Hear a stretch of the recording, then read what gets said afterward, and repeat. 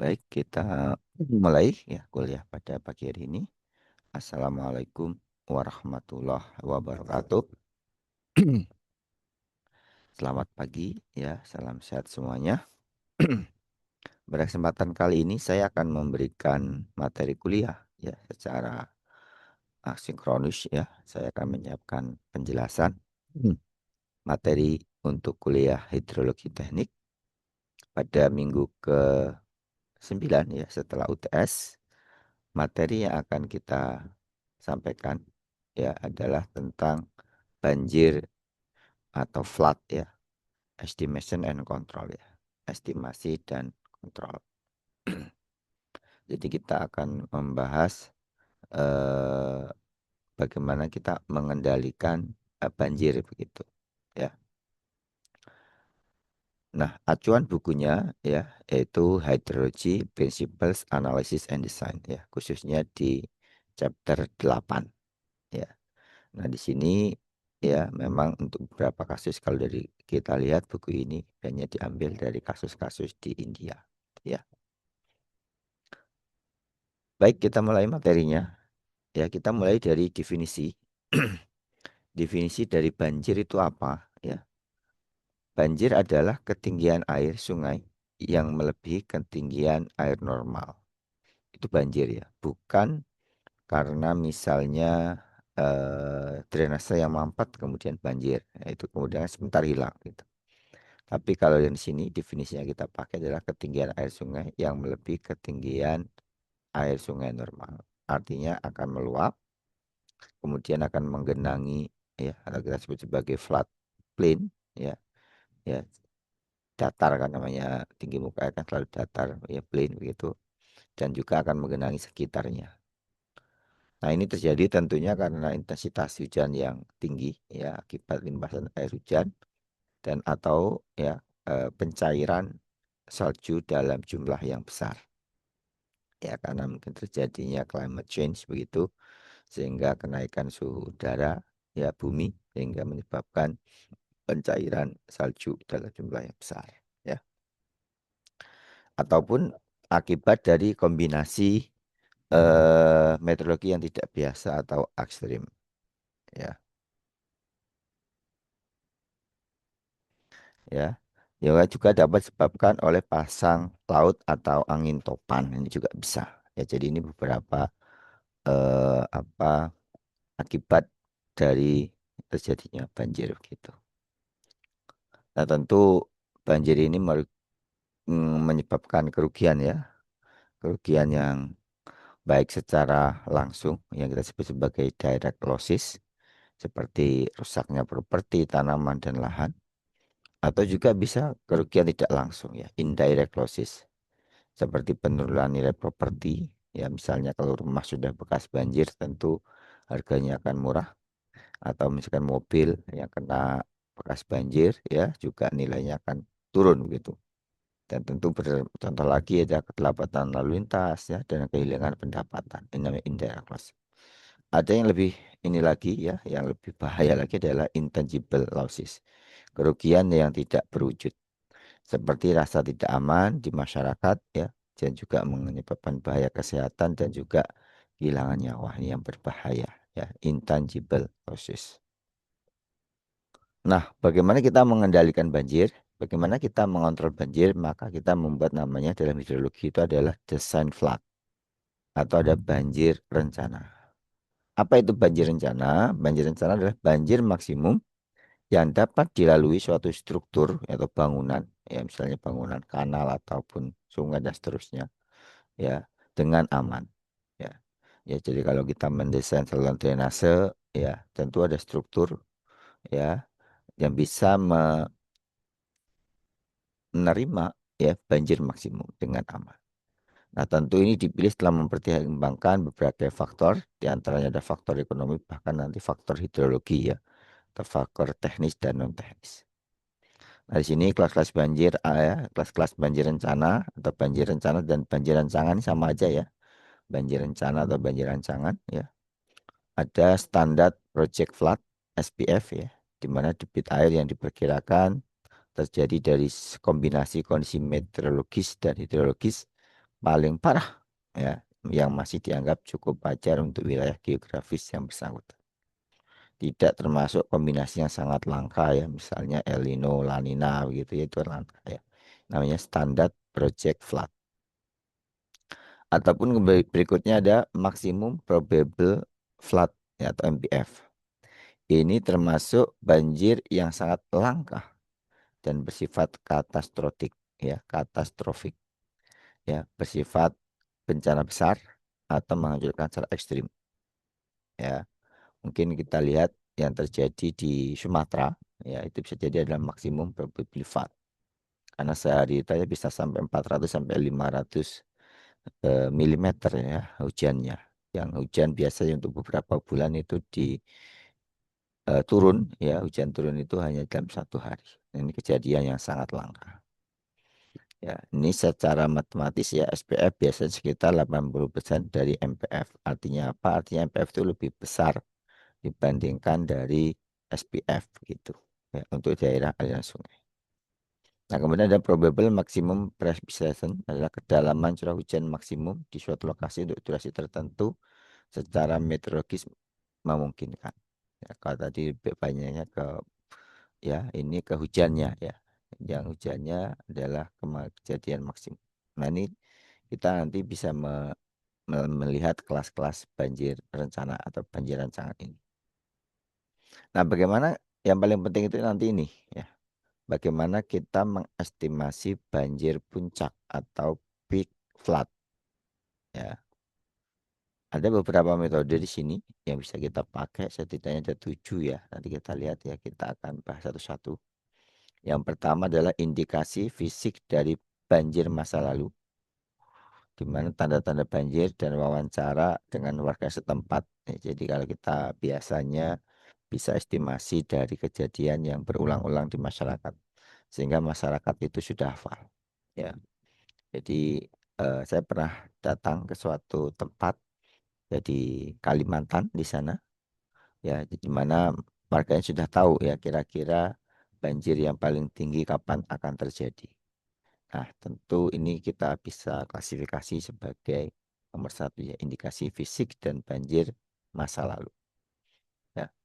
Nah, kemudian ya kalau orang kita ya kita ini ya menentukan banjir rencana atau banjir puncaknya, peak flood-nya itu menggunakan rumus dan kurva empiris. Nanti ada beberapa rumus dan kurva empiris yang bisa kita gunakan ya, empirical formula and curve. Kemudian juga bisa menggunakan waktu konsentrasi. Ya, ini ya concentration time method. Nah, ini juga bisa kita gunakan untuk menentukan peak flood, ya, banjir puncak. Kemudian pakai hidrograf, ya aliran permukaan, ya overland flow hidrograf. Kemudian ada metode rasional, ada unit hidrograf, ya, dan juga metode kurva NRCS, ya, atau NRCS curve number method. Ya, jadi kita ini ada 7 ya, setidaknya untuk menentukan banjir puncak. Baik, kita catat satu-satu. Ya, yang pertama tadi pengamatan pada struktur terdekat dari pengalaman. Ini tentu dengan mencatat tanda-tanda banjir ya, melalui wawancara dengan warga setempat. Ya, ditanya berapa kedalamannya biasanya, ya berapa limpasannya, ya diukur dari kenaikan muka air di dekat bukaan jembatan atau hambatan aliran sejenis. Ya, dan hal-hal lain yang terjadi di jembatan atau bendung yang ada di sekitar lokasi.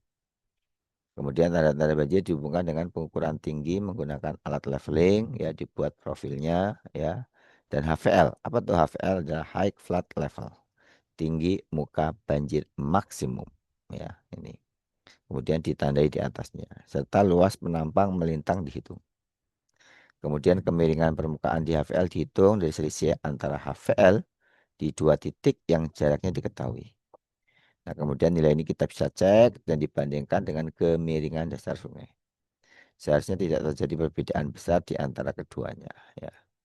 Nah, kemudian dengan mengasumsikan nilai N mining, ya nilai mining ya ingat, ya ini kita sering pakai ini persamaan mining berdasarkan kekasarannya ya dan sisi sungai. Kemudian kecepatan aliran dapat dihitung menggunakan rumus mining atau CZ ya, kecepatan aliran ya, dan debit banjir bisa diperkirakan.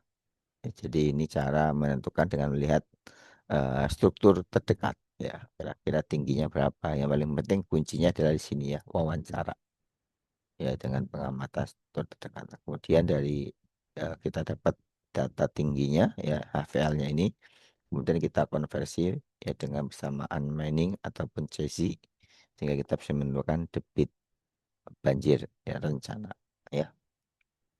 Oke, yang nomor dua adalah menggunakan metode empirical flood formula. Nah, ini beberapa rumus persamaan empiris ya. Di antaranya ada rumus Dickens. Dickens formula ya ini yang dipakai di India Tengah dan India Utara ya, di daerah aliran sungai di sana ya.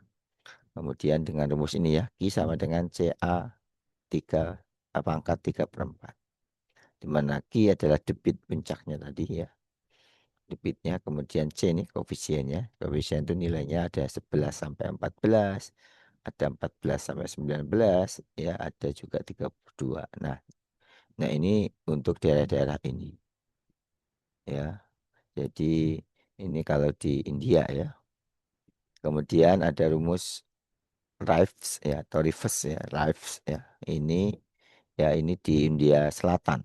Ya, rumusnya hampir sama, cuman pangkatnya berbeda. Ya, pangkatnya 2/3. Kalau tadi pangkat 3/4 ini 2/3. Nah, di sini nanti C-nya berbeda ya karena ini di South India dan nilai C-nya berdasarkan ini ya. Ada 6,8 untuk daerah ya 80 kilometer of course ya. Coast itu pantai ya. Ya, jarak ya. 8,3 antara 80 sampai 2.400. Akhirnya semakin jauh dari pantai nilai semakin besar ya. Kemudian yang paling besar adalah kalau dekat dengan hill atau bukit ya nilai bisa 10 sampai 40. Jadi ini semakin ke atas ya begitu ya, semakin ke hulu semakin besar nilai C-nya. Ya. Mungkin sama juga dengan ini ya. Jadi ini juga bisa jadi ya di untuk wilayah tertentu tapi ini menunjukkan biasanya lokasi semakin jauh dari hilirnya akan semakin besar nilai koefisien. Kemudian ada formula English ya. English rumusnya ini ya untuk Bombay State ya. Ini Q sama dengan 124A dibagi akar A plus 10 ditambah 10,4. A itu luas penampang ya, luas ini ya. Penampang sungainya ya. Ada Mayer formula ya, ada Ali Nawab Jang Bahadur ya. Ya, rumusnya cukup panjang tapi nilai C-nya juga bervariasi. Ya, 48 sampai 60 maksimumnya 85. Jadi ini beberapa rumus ya dari empiris. Ada Fuller formula, ada Krieger formula, ada Berkeley-Ziegler formula. Ya, nanti silahkan dibaca ya oleh masing-masing ya beberapa formula dari rumus-rumus empiris ini ya untuk menentukan debit puncak. Cara ketiga menentukan envelope curve. Envelope curve itu kurva selubung. Nah, ini biasanya daerah-daerah yang memiliki ciri topografi dan kondisi iklim yang serupa dikelompokkan bersama. Semua data yang tersedia mengenai debit dan rumus banjir dikumpulkan ya beserta luas daerah tangkapannya masing-masing. Debit banjir puncak kemudian diplot ya terhadap luas daerah aliran dan sebuah kurva digambar untuk mencakup atau menyelubungi titik-titik tinggi tertentu ya yang diplot ya. Pada kurva selubung umumnya digunakan hanya untuk perbandingan dan banjir rencana atau flood design ya yang diperoleh dari metode lain sebaiknya lebih besar dari envelope curve ya, curve selubung ini ya. Jadi kalau kita lihat di sini kita menggunakan kurva ini jadi ada luas A ya, catchment areanya, kemudian ada maksimum platnya. Nah, nanti setiap sungai itu dia memiliki garis sendiri. Ya, ini dalam bentuk log ya. Di contoh misalkan sungai di South India ini. Jadi kalau dia punya misalnya catchment areanya adalah 20 ya dikalikan 1.000 kilometer persegi, berarti 20.000. Tinggal ditarik di sini ya, ketemu di sini. Berarti dia kurang lebih ya 12 ya dikali 1.000 kubik. Ya, kubik itu adalah sentimeter kubik ya. Cubic meter second. Nah, bahasa Inggrisnya kubik. Ada kubik ini adalah cubic meter second. Jadi meter kubik per second. Ya, jadi 1.000 dikali 12 berarti 12.000 meter kubik per second. Ya, jadi ini cara menentukannya dengan menggunakan envelope curve. Ya, mungkin nanti untuk Indonesia bisa jadi beda ya ini. Kemudian menggunakan waktu konsentrasi atau concentration time method. Ya, penentuan waktu konsentrasi dan sebagainya ya, pemilihan periode curah hujan maksimum untuk durasi waktu konsentrasi. Ini contoh ya, bagaimana kita diminta menentukan debit puncak atau peak discharge ya. Di titik konsentrasi suatu basin ya, aliran sungai begitu, seluas 80 hektar, berarti ini adalah A dengan waktu konsentrasinya 30 menit ya. Kalau akibat flash storm ada dengan curah hujan sebesar 5 cm atau 50 mili maksimumnya ya. Jika durasi badai ya, nah ini waktu konsentrasinya 30 menit ya, ada durasi badai 60, 30 dan 15. Nah, nanti kita menggunakan indeksnya ya. Ya, P indeks ini sebesar 2,5 cm per jam untuk seluruh basinnya. Nah, ketika badai ada 15 menit, hanya 60% dari basin yang mengalir ke titik konsentrasi. Karena cepat ya, jadi hanya 50% saja. Nah, bagaimana menjawabnya? Tadi kita pakai rumus apa eh, concentration time. Rumusnya pakai kita akan menggunakan rumus ini. Jadi Q sama dengan I dikurangi tau atau tadi ini ya, ya P index ya dikali A, di mana I adalah intensitas hujan.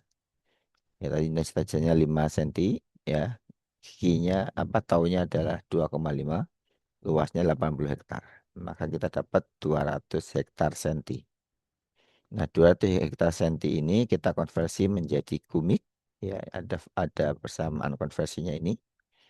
Ya, jadi ketemu 5,5 kubik. Kubik itu meter kubik second ya. Ya, tahu ini 5/30. Ya, ini kalau waktunya tadi ini kan sama ya, sama dengan waktu konsentrasinya. Ya. Tapi kalau kita menggunakan waktu konsentrasi 30 menit, ya, kita lihat di sini. Jadi ini 5/2,5 ya. Eh, dia tidak dikali lagi ya karena langsung ya, kemudian langsung dikali 80 ya. Tapi kalau tadi yang kedua ini adalah waktunya adalah 30 menit ya, karena ini kan sudah per jam ya. Satu jam kan 60 menit ya. Nah, kalau di sini 30 menit berarti 30 ya, eh 5/30 ya dikali 60%. Ya, 60% dikurang 2,5. Ya, kalau yang di sini ada kata-kata tadi ya, waktu ini adalah 60% dari luas basi yang mengalir dari titik konsentrasi. Ya, maka di sini didapatkan ya eh, 600 H sentimeter ya, ya atau 16,8 kubik ya. Debit puncak di titik konsentrasi adalah maksimum ketika durasi badai sama dengan waktu konsentrasi. Ya, kemudian yang ini adalah yang 15 ya, 15 kali 60 ya. Nah, cuman tadi dia 60% ya dari 80 ya, ininya kata-kata di sini ya, dan 60%. Jadi saya ulangi lagi supaya tidak salah tangkap. Yang pertama tadi ditanya 60 menit ya.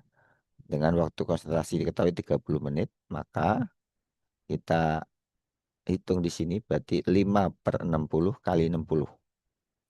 Ya, 5/60 kali 60 kan sama dengan 51 kan, sama dengan 5 itu ya. Tapi ketika 30 berarti 5/30 dikali 60 dikurangi 2,5. Nah, kemudian ketika 15% ya, sorry, maaf, 15 menit berarti 5 per 15 kali 60. Nah, tetapi ya yang terdampak itu hanya 60% dari luas area. Maka 0,6 kali 80. Maka ketemu 840 ya atau 23,52 kubik. Ya, jadi ini cara menghitungnya ya. Jadi ingat ya, ya karena ini satuannya adalah sentimeter per jam ya, sentimeter per jam. Jadi kalau dia 1 jam tadi 60 menit berarti tidak perlu dibagi lagi. Kalau ini karena 30 menit berarti harus dibagi 30 kali 60. Kalau ini adalah 15 menit berarti 5 per 15 dikali 60 ya. Dan di sini dikalikan adalah luas areanya tadi ada kata-kata hanya 60% dari luas basin yang mengalir ke titik konsentrasi ya. Jadi ini ya cara menghitungnya. Kemudian metode kelima adalah metode rasional ya. Metode rasional ini ya kita menggunakan rumus Q sama dengan CIA. C adalah koefisien ya, ini tergantung dari nilai koefisien runoff ya, dari catchment areanya. Jemput runoff koefisien nilainya 0,2 sampai 0,8. Kemudian I adalah intensity of rainfall with is equal to design intensity or critical intensity. IC corresponding to time concentration. Jadi I ini nanti sangat tergantung dari nilai waktu konsentrasi. Bagaimana menentukan I? I menggunakan rumus ini. IC sama dengan P per TR. P adalah nilai hujannya. Dibagi TR adalah durasinya. Nah, kemudian ada TR plus 1 dibagi TC. T adalah waktu konsentrasi. Ya, di ini hati-hati ya. Nah, untuk nilai C di sini, ya kalau A catchment luas area ya. Kalau di sini ada nilai C-nya berdasarkan runoff coefficient-nya. Jadi semakin apa datar ya. Jadi kalau misalkan ini flat residual area dia 0,4 ya, flat apa moderate steep residual area 0,6 ya. Jadi build up area impervious artinya dia kedap air semakin tinggi ya 0,8 ya. Jadi ini kalau dia bentuknya tanah liat juga tidak bisa meresap air dengan cepat 0,5 dan seterusnya. Jadi ini terjemahnya ini ya. Terjemahan dari ini kita pakai ini. Ya. Ya, jadi ini untuk nilai C. Contoh, jadi suatu area seluas 20 hektar ya dengan waktu konsentrasi 20 menit. Tentukan debit puncak ya yang sesuai dengan badai atau hujan dengan periode ulang 25 tahun. Ya. Diasumsikan C-nya adalah 0,6 ya dari kurva intensitas duration frekuensi atau IDF ya, intensity duration and frequency curve.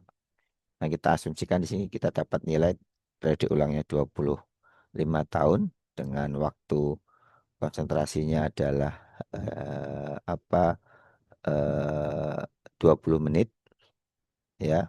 Kemudian diperoleh nanti nilai I adalah 12 cm per jam ya, dari kurva ini ya, intensity, duration and frequency.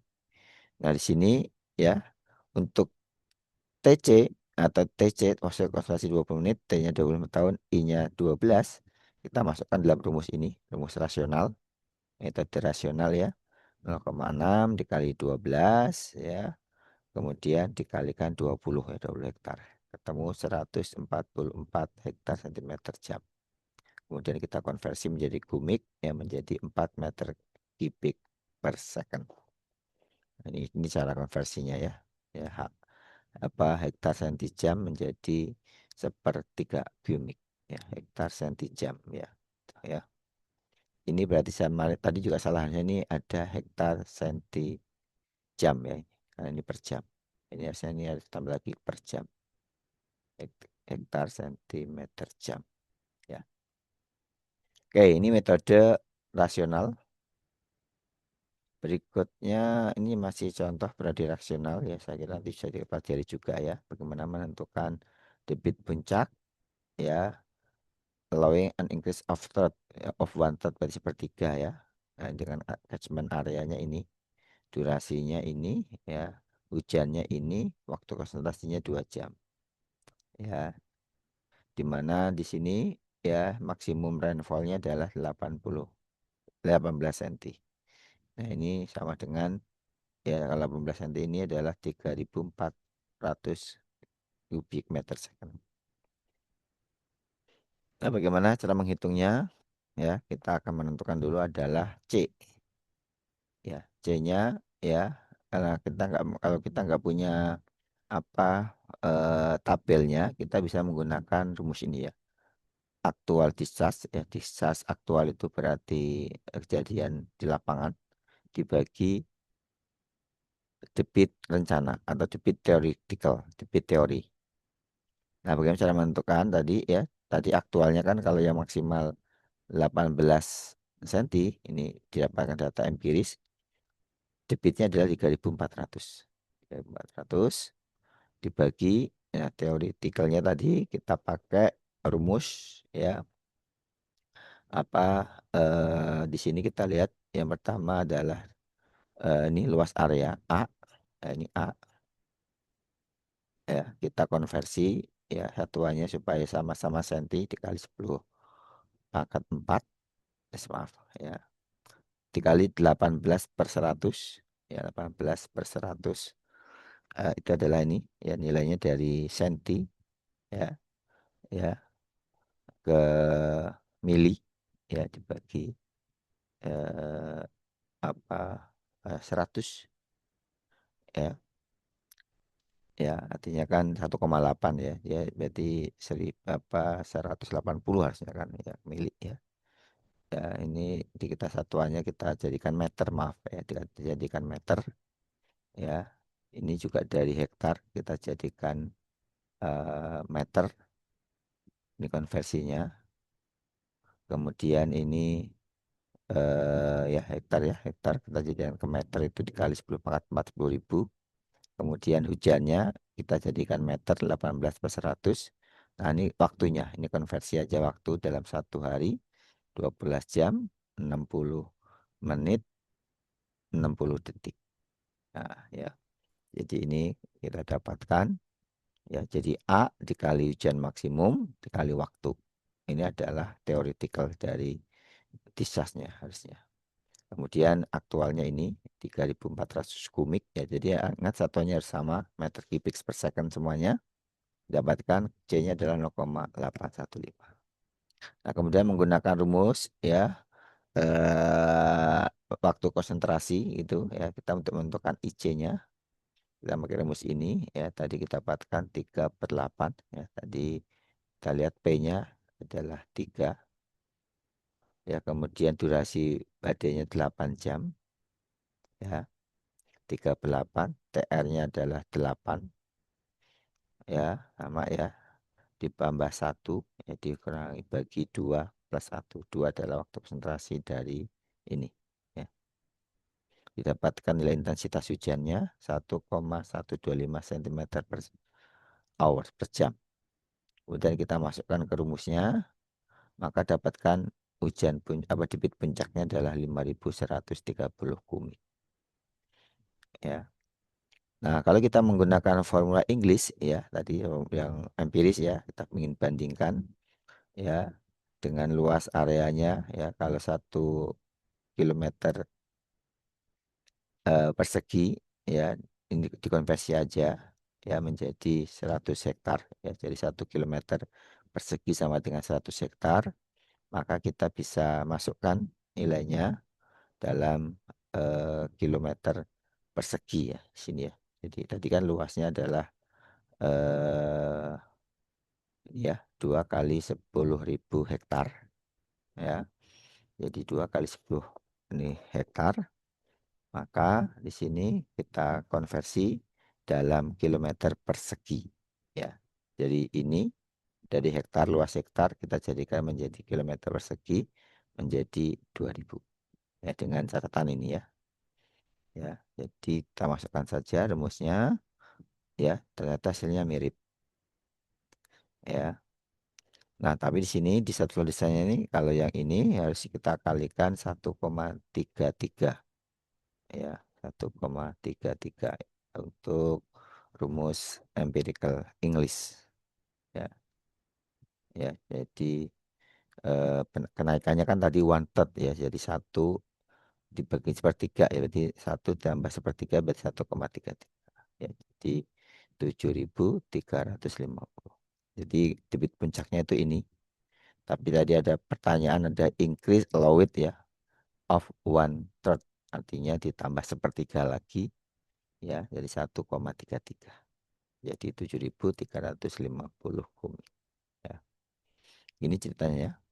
Kemudian kali ini metode yang lain juga, ini nasional juga kita bisa pakai ini. Ada ini untuk konversinya dia 0,028 CIA ya. Ingat satuannya adalah meter kubik second. Ya, dimana TC-nya kalau kita mau pakai rumus ini untuk menentukan I, ya kita menggunakan nanti rumus TC. Nah, TC-nya nanti dihitung menggunakan rumus ini. Namanya rumus Kirchhoff ya, Kirchhoff ya. Nah, ini kemudian kita bisa pakai ini untuk beberapa nilai koefisien C, ya nilai C di sini ya untuk rumus ini ya. Tapi ingat ini rumus ini, rumusnya ini ya. Ya dengan beberapa kejadian hujannya ini ya. Kita bisa pilih ya. Kemudian ini untuk infiltrasi ya, saya kira ini berdasarkan USDA ya, US Soil Conservation Service ya. Kira mungkin saya lihat. Kemudian ada juga berdasarkan hydrologic soil group conversion factor. Nah, jadi nilai C itu macam-macam ya caranya ya, tergantung dari tutupan lahannya. Ya, tutupan lahannya apa? Cover. Contoh misalnya ini ya, kita akan menentukan debit puncak dari runoff ya selama 20 menit ya dengan apa desain runoff-nya adalah 20, waktunya 20 menit ya, dengan intensitas hujannya adalah 97 mm per jam ya, dari luas area aja 40,5 hektar watershed ya. Kemudian dengan karakteristik tutupan lahannya ya, jadi 40,5 hektar itu terdiri dari area ada yang flat, ada dengan sedikit kemiringan 10 sampai 30. Nah, ini ya nilai luasnya. Kemudian grup tanahnya ada grup C, ada grup B. Dengan land use-nya ada row crop, contour, ya wood, ada bentuknya woodland ya. Berarti kalau woodland berarti hutan kayu ya, ya dengan konturnya wood. Nah, disinilah nanti yang akan kita pakai bagaimana menentukan ini dengan ini. Nah, ini ya beberapa ini ya. Ini lihat berapa nilai C-nya. Nah, di sini maksimum aliran yang diperkenalkan adalah 610 meter ya. Dengan perbedaan elevasi adalah 3 meter. Ya, kita menggunakan persamaan ini ya, yang ini untuk contoh ini ya, maaf ya mundur lagi ini ya. Kita pakai persamaan ini. Oke, kemudian apa yang kita tentukan, yang pertama menentukan gradien ya, gradien dari watershednya, dasnya ya, slope-nya ya, jadi 3/610 ya, dikalikan 100 berarti gradiennya 0,5. 3 dari mana? Kita lihat di sini 3 ya. Jadi panjangnya 610 ya, ada kemiringan 3 meter. Nah, berarti 3/610 dikali 100% ya 0,5%. Kemudian kita tentukan rumusnya menggunakan TC ini ya, kita masukkan angka-angkanya tadi. Nanti yang kita butuhkan adalah panjangnya, kemudian gradient watersetnya. Ya, sesuai rumus ini ya. Saya mundur dulu. Nah, ini ya. Ada S, ada L. Ya, meski pip ya. Kemudian kita C-nya, kita lihat tabel. Ya, C-nya adalah yang luasnya 24,3. Kita pakai C 0,56. Kalau yang 16,2 kita pakai C-nya adalah 0,1. Ya. Kemudian faktor koreksinya ada 1,09. Kita masukkan ke rumus CIA ya. Kita akan masukkan, tapi sebelum kita masukkan CIA, kita menentukan C dulu koefisiennya. Ini koefisien C-nya ini adalah agregatif ya, kan tadi beda-beda ya. Yang pertama 24,3/40,5, ini luas totalnya, dikalikan nilai ininya 0,56, ditambah dikalikan lagi faktor konversinya. Kemudian ditambah yang sisanya yang 16,2 hektar dengan kewewian 0,1 ya, ini itulah totalnya ya, tambah ya sehingga ketemu 0,41. Ini nilai C agregatifnya. Tinggal masukkan ke rumus CIA tadi ya, ingat ada ininya ya, ini C, ini I, ini A-nya. Dapatkan 4,51 meter kubik second ya ini. Oke, yang berikutnya adalah metode hidrograf. Ya, metode hidrograf ini ya kita menggunakan eh,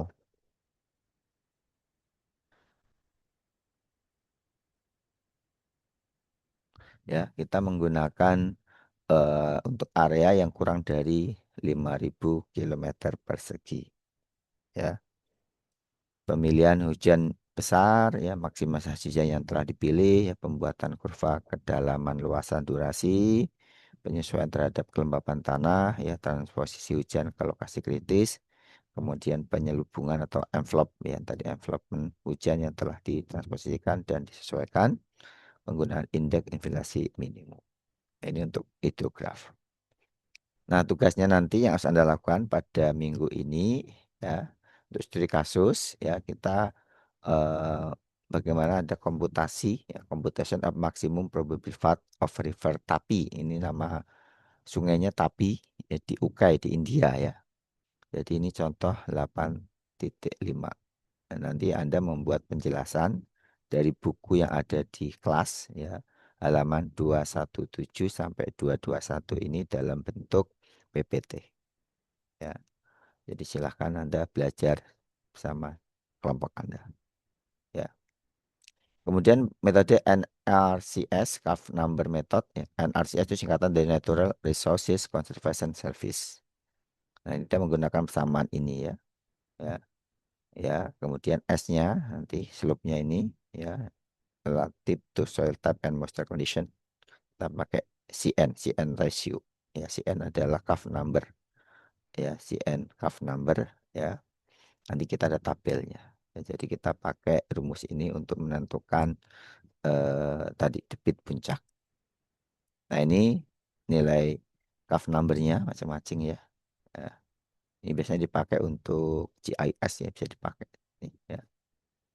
Nah, ini juga ada tabel adjustmentnya untuk CN ya, untuk dry, wet, soil moisture condition. Ya. Nah, ini cara menghitung ya, tadi cara menghitung debit puncak. Nah, kemudian ada juga metode untuk mengendalikan banjir. Ya, akibat banjir yang dasar dapat diminimalkan dengan beberapa langkah. Yang pertama, dengan membatasi aliran air di antara tanggul tinggi melalui pembangunan tanggul, atau kita sebut levees ya, atau flood bank, atau bendung dikes, atau tembok penahan banjir. Ya, jadi seperti ini ya kita buat ya. Ini contoh ada lift ya, apa ada tanggul. Jadi untuk beberapa daerah ini kita tanggul ya supaya dia tidak keluar meluap ya, melewati tanggul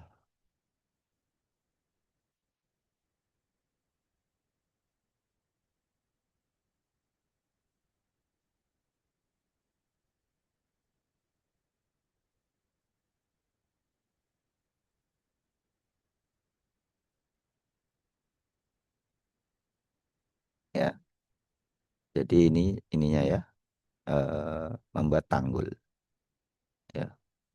Kemudian yang berikutnya perbaikan saluran melalui pemotongan atau pelurusan atau pendalaman. Ini potong ya. Jadi supaya ya airnya itu eh, apa namanya terbagi begitu ya. Alur sungai seperti melakukan pekerjaan pengaturan sungai ya, river training work ya. Jadi ini bagaimana kita membuat potongan ya.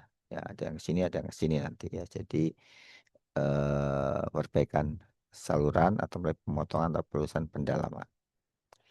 Kemudian dengan mengalihkan sebagian aliran banjir ya, dialihkan. Ya, kita buat tempat, kita bikin diversion canal ya. Ada saluran bypass atau jalur banjir ya. Ya, ada ini kalau ini ring lift jadi ini dipanggil tanggul ya ini. Ya, nanti ini di apa namanya yang di kota ini ya dilindungi oleh ini supaya tidak kena banjir. Ya, seperti itu. Nah, atau kita pindahkan sini, diversion dibagi. Ada yang tetap ke kota, tapi kota sudah dilindungi dengan apa tanggul. Nah, tapi sebagian juga kita alirkan ke sini. Jadi tidak melalui kota, ya di bypass. Ya. Ya, jadi kemudian dengan menyediakan penyimpanan sementara, ya, jadi ada reservoir, ya, atau ada, jadi kita buat reservoir, ya, atau mungkin embung atau apapun namanya, atau waduk, ya, di atas ya, after reservoir. Atau ketika kita mendapatkan cekungan untuk penahan, ya kita buat reservoir di situ, ya, atau retarding basin atau detention basin, ya, detention menahan, ya, seperti itu. Ya. Kemudian ada dengan menerapkan langkah-langkah konservasi tanah. Ya, jadi tanahnya diperkuat. Ya, misalnya menambah apa tangkapan airnya. Ya, dengan menanam. Ya, dengan menanam dan buat kontur ya ditanamin rebuisasi misalnya kalau sudah gundul misalnya ini juga bisa untuk menahan banjir. Atau dengan evakuasi sementara dari permanen dari dataran banjir. Ya, artinya memang di situ kita tempatkan air, bukan ditempatkan untuk pemukiman. Makanya ada zonasi ya, ada zonasi ya dataran banjir dan memang dia tidak boleh ditempati gitu. Ya, jadi kalau kita lihat di beberapa lokasi Bekasi ya di zaman Belanda itu sebenarnya adalah dataran banjir yang memang tidak boleh dibuat pemukiman gitu. Tapi sekarang karena kebutuhan ya tinggi terhadap properti rumahan sehingga banyak yang dipakai perumahan. Yang terjadi apa? Terjadi banjir. Karena sebenarnya di situ sebenarnya adalah dataran banjir begitu. Ya,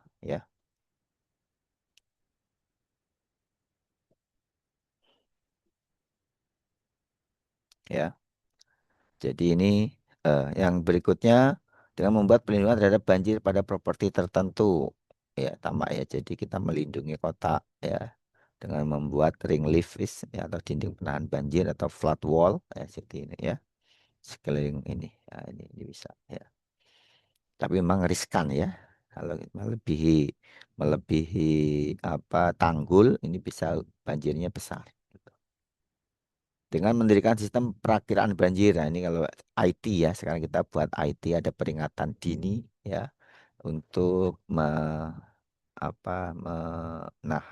atau melakukan early warning terhadap banjir. Ya. Ya, saya kira itu ya. Jadi ini adalah beberapa apa metode untuk mengatasi atau mencegah banjir. Ya, setidaknya ada 8 ya alternatif. Meskipun juga bisa jadi ada alternatif yang lain. Baik, saya kira itu yang saya sampaikan pada pagi hari ini sebagai pembuka kita ya pertemuan kuliah metode flood control and estimation ya bagaimana kita mengendalikan banjir dan melakukan estimasi. Tadi estimasi menggunakan beberapa persamaan debit puncak ya, kemudian mengontrol dan menggunakan beberapa langkah ya, ada 8 setidaknya langkah untuk mencegah banjir ya dengan berbagai melakukan rekayasa ya, melakukan rekayasa ya untuk mencegah atau mengendalikan banjir. Saya kira itu, jangan lupa mengerjakan tugasnya. Selamat bekerja. Saya akhiri. Assalamualaikum warahmatullahi wabarakatuh.